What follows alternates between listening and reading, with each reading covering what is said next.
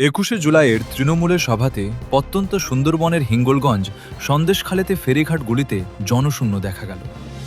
হিঙ্গলগঞ্জ থেকে লেবুখালীর দুলদুলি ভান্ডারখালীতে আজ ২১শে জুলাইয়ের প্রস্তুতি সভা, তার আগে থেকেই দেখা গেল জনশূন্যতা এবং কোনো তৃণমূল কর্মী ফেরিঘাটগুলিতে স্বাভাবিকভাবে চলাচল এবং সাধারণ মানুষ তারা বলছেন আগের সরকার, তৃণমূল সরকার তাদের ভয় ভীতি দেখিয়ে জোর করে তাদেরকে সভাতে নিয়ে যেতেন এবং রুটি তরকারি ও বিভিন্ন কিছু এইখান থেকেই তৈরি করে তারা গাড়িতে লেবুখালী স্ট্যান্ডের যতগুলি বাস ও অটো সমস্ত সবগুলোই তারা নিয়ে যেতেন। তার ব্যতিক্রম চিত্র দেখা গেল সেই লেবুখালী বাস স্ট্যান্ডের স্বাভাবিকভাবে বাস ও অটো চলাচলগুলিতে স্বাভাবিকভাবে চলছে।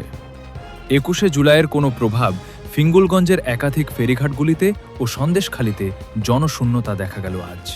এখানে স্থানীয় মানুষ এবং না এবার কোনো গাড়ি টাড়ি ভাড়া নেয়নি, কোনো ছোট গাড়ি টাড়ি ভাড়া নেই, কোনো লোকজনই যাচ্ছে না, ওদের কোনো লোকজন আর নেই, বেরোচ্ছে না। কেন আজকে কি ছিল? আজকে কি ছিল? আজকে ২১শে জুলাই ওদের প্রোগ্রাম ছিল। হ্যাঁ, সেই প্রোগ্রামকে একটা লোক তো কই আমরা দেখছি না, টিএমসির লোকজন কেউ নেই এখানে। ওদের মানে এর আগে কি যেত এখান থেকে? এর আগে যেত, গাড়ি ঘোড়া বন্ধ হতো, এবার আর কোনো সাড়া শব্দ নেই।